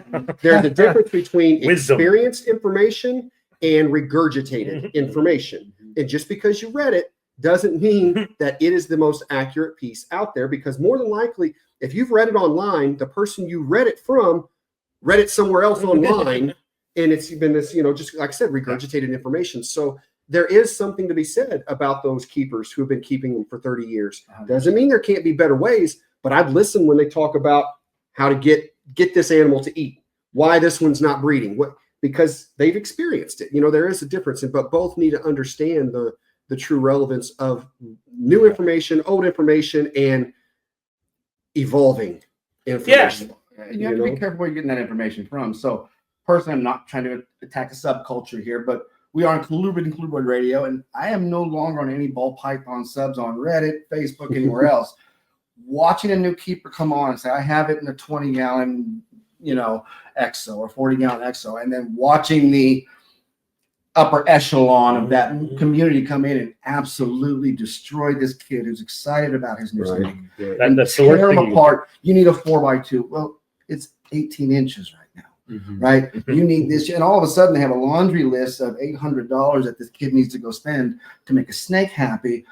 They hit him so hard that kid never comes back on and asks another pertinent question in that community and figures it out the hard way, sometimes to the detriment of their animals, because now they're gun shy. To go and I don't think it's one size that fits all, though. And it also is very species specific, because like I have standards with some of my oddball stuff. People are like, oh, I want a baby. I'm like, okay, well, this species you can't put in a rack. And I'm like, well, everything else I keep is in a rack. I'm like, well, you're not keeping this species. And I've given them all the information they need on how to set up that animal correctly. And I have tried not to push them away. I've tried to coach them on how it should be done. For that individual species, it needs that for its basic care, and they still are like, no. I'm like, well, then I'm not going to sell this to you. I think that I've experienced that as well, where it's like you're just not going to be successful with the Spilodies in a rack long term. False waters are not, especially not long term. Yeah, exactly. False waters, these large active species that produce waste. You know, it's just not.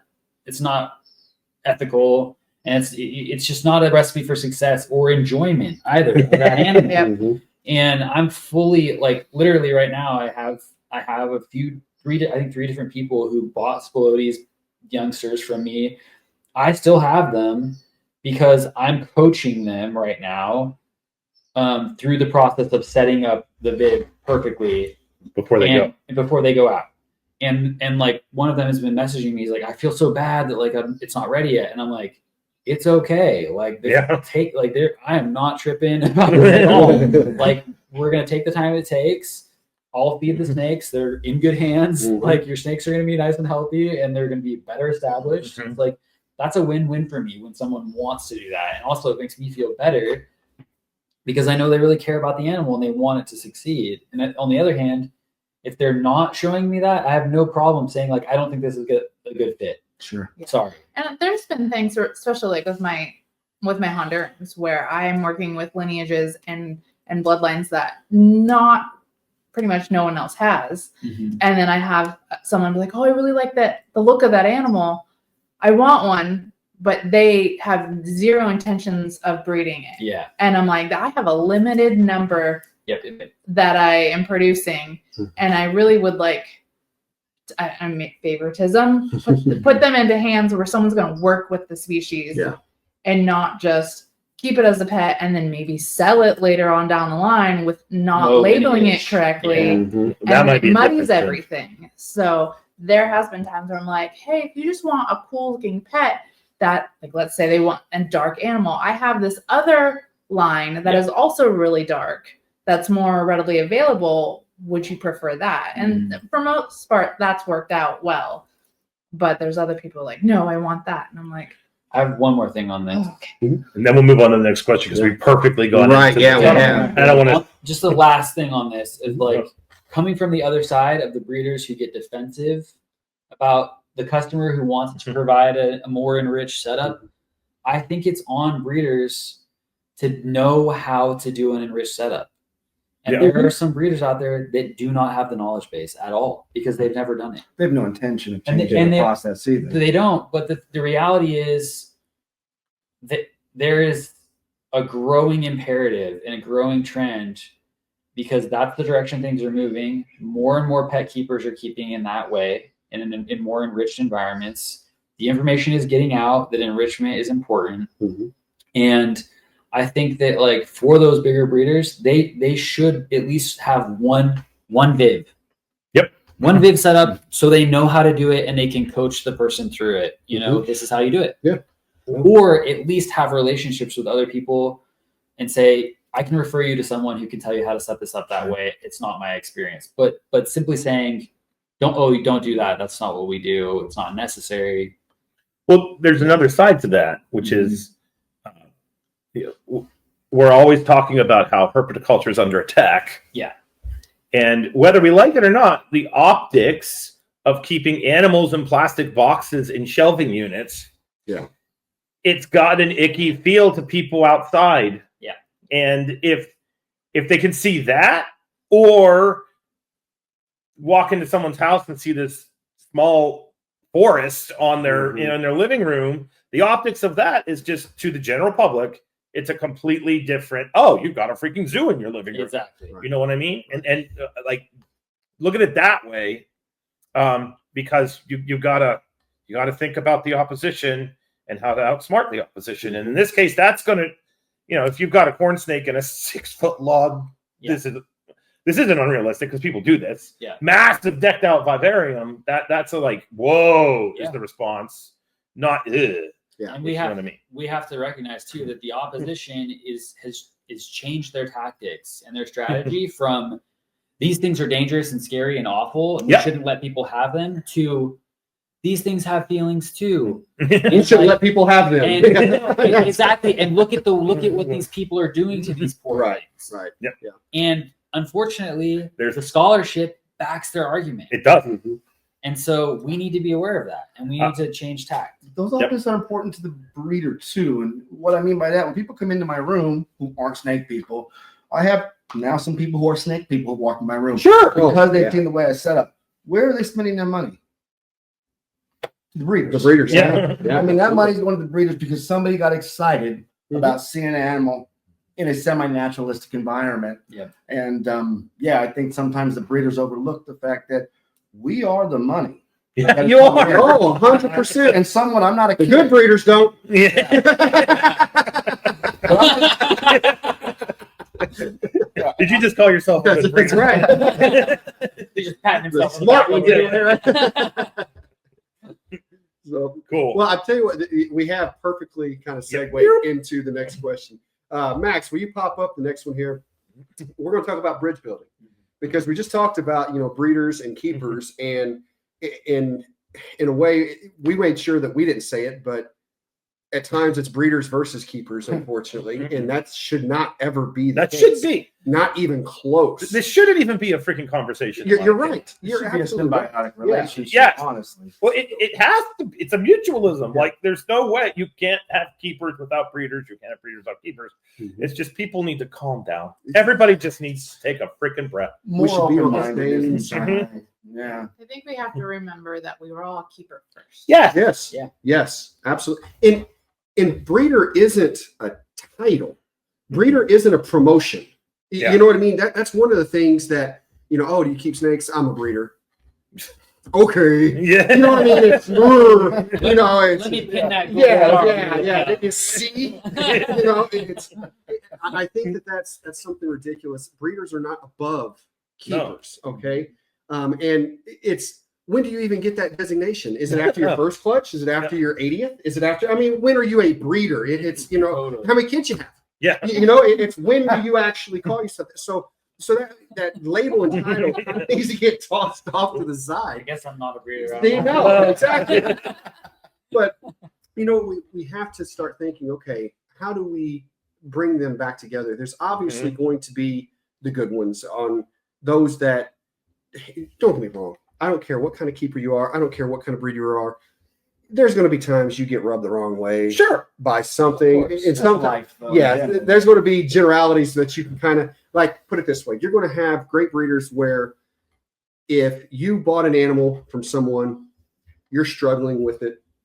The person you bought it from, you either can't contact anymore because they stopped listening, whatever, and you reach out for help. There's going to be good breeders that are going to answer your questions, going to give you assistance, going to help. There are going to be other breeders that never even reply to that email. And I'll tell you, it is a certain annoyance. You know, there's no denying that when you're getting messages from individuals, hey, I know you work with these. I bought it from Joe Schmo because it was $20 cheaper than what you had it listed. I get basically. that with false water. Right. And then, but you're going to help because it's, you know, we want to do the right thing. I do. But you know, that there's, so when I say there's annoyances, it's going to be that. So don't think that I'm pedestaling in any way and saying, I love every keeper out there. They're all great. No, there's going to be little things that get to me. And if you've ever messaged me with a question, don't think I'm putting you down in any way. It's just understanding that those are the realities. And at the same time, there's going to be keepers who have seen or heard breeders say things that probably come off a little arrogant because of the experience they're attempting to share, but may not be sharing it in a way that it feels like it's just information instead of bragging, you know, in what they do. So it happens. It's going to happen out there. So I guess what we're going to talk about now is how do we help bring them together? So in a way, I think, to me, the smartest way to try to overcome the differences in something like this is owning where are you at in this dynamic and what are the things that, like, I would have to do better. Like, as a breeder, what do I need to ensure that I do to try to hold the hand of a keeper that contacts me? And with keepers, same thing. You know, if you're a keeper, what is it you can do to help kind of bridge, you know, some of those gaps? You know, my opinion on a breeder is, one, always be polite. Don't arrogant, you know, don't show that aside, because I don't care how proud you are of whatever you've done. You didn't even do it. You didn't copulate with that snake. You know what I mean? They did it. You know what I mean? You happened to set the things up right. Yeah. And it's, you know, you learned along the way as well. You may have figured something out, and it's okay to be proud of that, but be proud in a way that you're giving this information to others, not, yeah, well, I did this, I did that. So I think that would be the number one thing I would tell a breeder is just get rid of the arrogance. Get rid of. Have an open-mindedness to change, and not even if it's for yourself. Just the idea. I honestly believe we know less about what we're doing than the opposite of that. There's still so much to learn every day with UVB. We're just scratching the surface, right? UVA. No one talks about that at all. That one's probably as important, if not more, with than UVB. Yeah. Just be open-minded. Even if you've done it for 30 years, doesn't mean that there's still not something you can go out and learn or go out and share without that level of chest puffing and you know, it seems that breeders are less likely to talk about their mess ups and their mistakes along the way. Oh yeah, you should do that. Yeah, that's half our show. Yeah, here's how I killed this. You know? and on that same token, I think bridging the gap. If somebody is willing to admit a mistake and they're throwing out information like, I did this and this happened, and I think if I didn't do it this way, that wouldn't have happened. I don't think that should give you a scarlet letter at all. No. I've come to find out that me talking about crypto as much as I've talked about crypto, there's been a couple people that have told me like, oh yeah, well, so-and-so doesn't want to ever get snakes from you because you talked about crypto.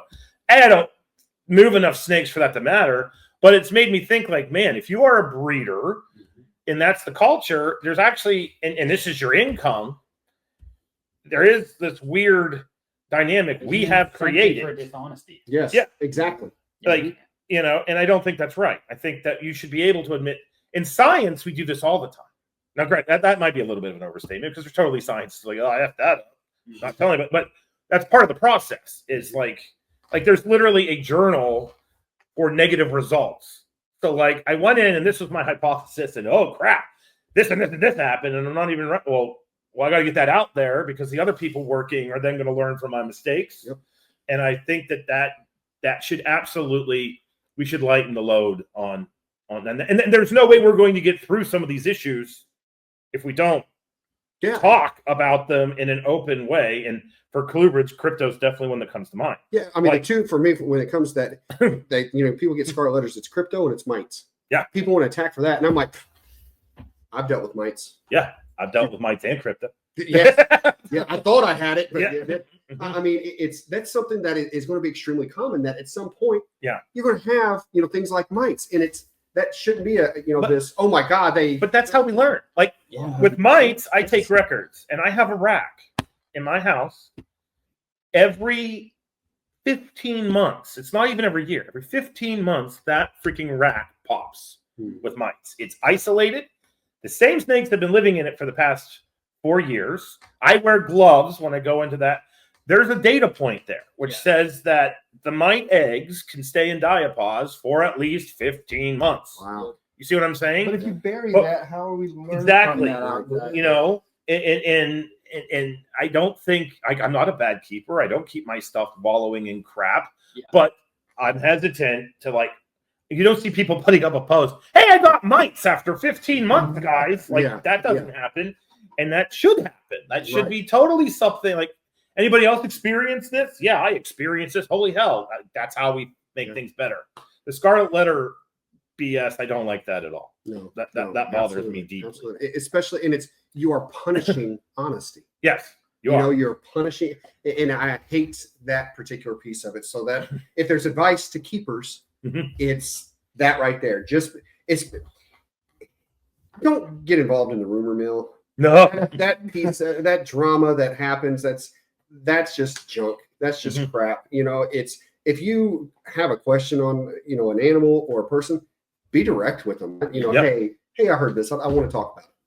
What happened? Where? I'll tell you what. Someone in our industry right now that I already respected this man for just who he is as a whole beforehand. But Josh from Josh's Frogs. Do you know what disease? I don't remember the name. Chytrid, yeah. That came through and wiped out their entire breeding colonies of their frogs. And he's Josh's Frogs for crying out loud, right? And you think someone on that kind of level, the amount of money that hit that took, they're huge. That would be a big reason for them to not want to say anything about it. Try to find a way around and keep. But they could have literally wiped out amphibian culture, right? And they chose to be the upstanding, upfront, honest citizen, and be like, "Here it is, and we're going to keep you updated." And I think I don't remember what it was, but there was something about sales right around that time. They were they were taking back the animals. And that's the way it should be. Yes, if there's anyone that we should admire in this industry for something like this, it's right there. That is the gold standard on how something like this should be treated. And I tip my hat to Josh. I said this to him in person because they set up next to us at Tinley, and that's a big deal. I mean, it really says a lot. As keepers, okay, let's. I want to shift for a second to keepers.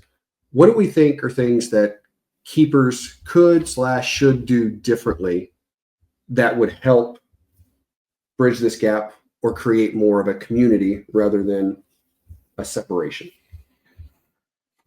Good question. I know you're looking right at me for it. Well, I have an idea, but I want to give somebody else a Well, I mean, honestly, for me, because nobody's going to fall into one basket. So for me, it is the breeders. It's actually just what you said. Give me the good, the bad, and the ugly. Talk to me straight about it. Show me your passion for the animal.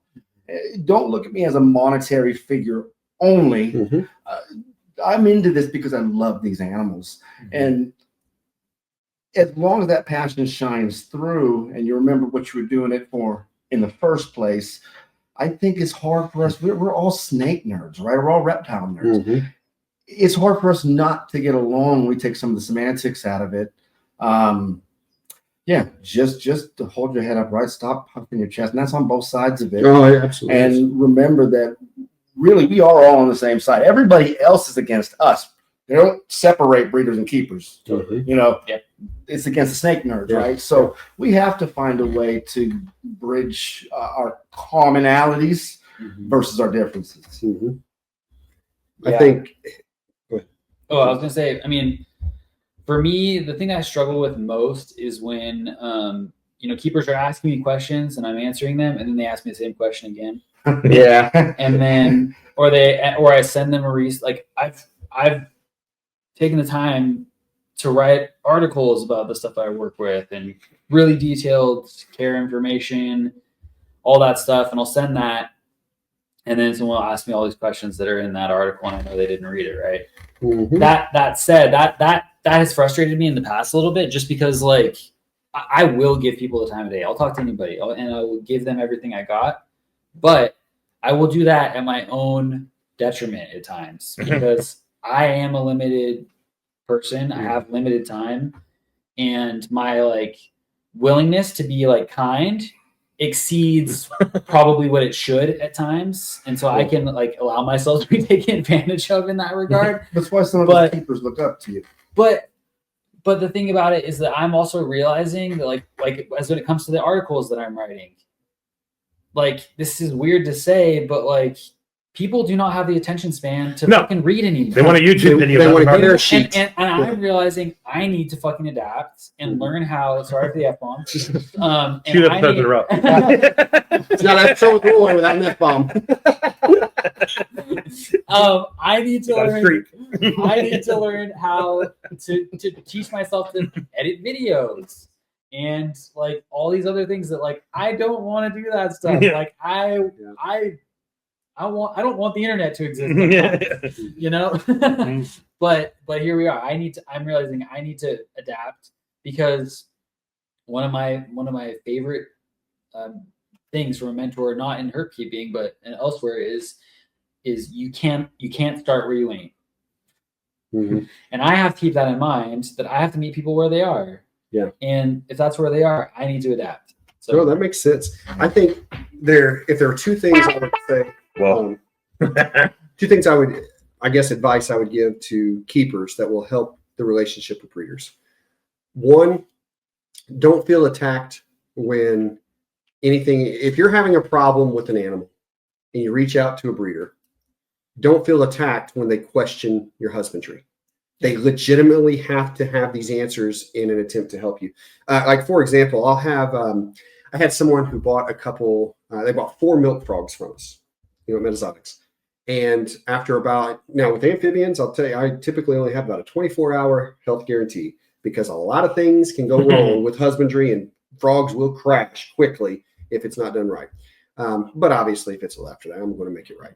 So they bought 4 milk frogs, and over the course of 4 or 5 days, they had 2 of them pass. Now, we had taken 8 milk frogs to the show that they purchased them. The 4 that came home, all fine. No issue. You know what I mean? So it wasn't the stress of the trial. Everything's fine. And so, I asked a question, and they replied, but I could tell that they felt like I'm trying to blame them. Mm-hmm. And typically, one of my first messages back when someone has a problem with an animal, or it's not or whatever, is I start off, if an animal is perished for sure, I start off by saying, we're going to replace it. Mm-hmm. We're going to take care of you, not blaming you. I want to ask you some questions because I want to make sure that we have better success with the next one. Absolutely. And so know that as a keeper and I'm hoping the breeder that you're dealing with is of the same mindset that I am. It's just simply trying to figure out either what's preventing this animal from being successful with you right now and thriving, or what made it perish, what was the thing, if there was anything at all within human control to change. Mm-hmm. So don't be defensive, answer the questions, and don't ever give this response. If you are asked, what are your temperatures? They're fine. Do not respond. My temperatures are perfect. And my humidity. This That also is- applies to every other husbandry. Yes, that is not the right answer. It's, I get that all the time. yes, and it's just like, no, I need to know what the temperature of your hot spot is, what your ambient, what your cool side, what, And you know. how you're And measuring. yes, it. and is it, don't tell me what the little analog dial up in your aquarium at the top is saying. No, I need digital readings. And these, so again, that's one. But the other big piece of advice I will give keepers, and this really will make a difference. Vote with your dollar. Yeah. Vote with your dollar. And what I mean by that is we all want to save money. We all want the best deals. And unfortunately, in reptiles, in this hobby, the best deals usually come with another price. Yep. Whether that is poor quality animals, whether that is poor education from the individual who got it from, you know, and it's not to say that you can't find a good deal from a good person at the right times. Just know that that's a commonality. It's something that frequently happens. So when you do find those breeders that are talking to you, like Roy did with you, Kerwin, when you know weren't getting a puffing snake there, but you felt that vibe, you felt the passion, the information, and the willingness to share it. When you find those individuals, you vote for them with your dollar. That's who you buy from. 100%. And I don't really care the cost. I bought a Prasnum from Kayla last year, green bush rat snake. I'm sure I could have scoured and found another $100 off. With Clint. But there are levels to this. I could order the black milk snake I got from Clint. I've seen them cheaper a whole bunch, but I also respect what you guys are doing, and you both have taken the time. In Roy's case too, when that Spilotes comes, I know exactly where. In fact, I'm planning for the next clutch, but I know exactly where it's going. 10 more guys could come out of the woodwork with Amazon puffing snakes. They could all undercut Roy by half. My dollars are still going to Roy. Roy's taking the time to educate me and show me his passion. And a few more dollars spent. You're not going to notice that 5 years from now, but you will in the quality of the breeder you're working with, and typically the animals you're. And you know, and don't think that just because it is a good breeder, you are going to pay more. That doesn't necessarily mean the cake either. No, I understand. So it's not like, you know, I'm Metazotics, I throw an extra $50 on everything. No, it's nothing like that. So I'm just getting that you typically, most good breeders are going to be at the line of where the market is. You know, they're all at the same price. And then you're going to have individuals who may be below that, and there may be a reason that they're below that. And so again, not telling you don't try to save money, just talk to the breeders, get a feel for them. Absolutely. And develop your network, and don't just stick with one. And this, meaning this is coming from somebody who has a ton of things. So, hey, come to me for this. No, it's when you have a network of breeders that you know, you trust, and you work with, then you will be able to obtain a bigger variety of animals that you're after. You'll be able to get a bigger variety of knowledge. That's it. Because, you know, there may be 5 people keeping Honduran milk snakes, and you're going to pick up little things from all 5 of them, you know? So that's really what I think a keeper can do to help weed out some of the bad breeders, because while there's probably, you know, the same percentage wise of bad breeders within the breeder pie as there are bad keepers within the keeper pie, breeders are going to have the biggest influence over negativity overall in the industry, because they control it. Right. So I would say we need to get more of them out first. You know, that's a way to kind of filter that direction. 21 snakes on my wish list. I already know 19 of them where I'm purchasing. I love the that. breeders that have put the time, effort, and education into it that have made them invaluable to me. Yeah, more important than the bottom dollar figure. Yeah, absolutely. I think that's our. Is that our cue? That's our cue. Whoever texted me right now, you let us know. Right. So on the land the plane. I think that we did this. I think our first roundtable was a success. Yeah, this was fun. Yeah, and we got to wrap it because we need to be heading to a desert. We have some herping to do. We got some herping to do. So we'll just go around the way. If you need to get a hold of me and you listen to the show, you know where I'm at. Dr. Crawdad on Instagram, Zac Loughman on Facebook. you want to go to school with reptiles and amphibians, hit me up. Undergrad and graduate school. Sorry. Kayla? Kayla Martin on Facebook. Infrared Reptiles. I'm on Instagram, Facebook, Morph Market, everything. Kerwin. Kerwin Soto on Facebook. Or you can just email me directly, kerwinsoto@yahoo.com. Perfect. Wellspring Herp on Instagram, Roy Arthur Blodgett on Facebook. Always happy to have questions. And also, I want to give a quick plug. I've been doing a lot of webinars recently. Yeah. They're free to attend, and they're basically foundational concepts within herpetoculture. There's already 3 that are done. They're on the Happy Dragons YouTube channel. Check them out if you're interested in all this stuff that we've been talking about as it relates to the husbandry side. Very cool. You can find me on Facebook, Clint Bartley, or Metazotics, MetazoticsLLC on Instagram. Also, please check out Metazotics.com for anything that we have available. All righty. And Max, we need you to hit that end recording button after I say, be it morning, afternoon, evening, or night, whatever time of day it is. Have a good one.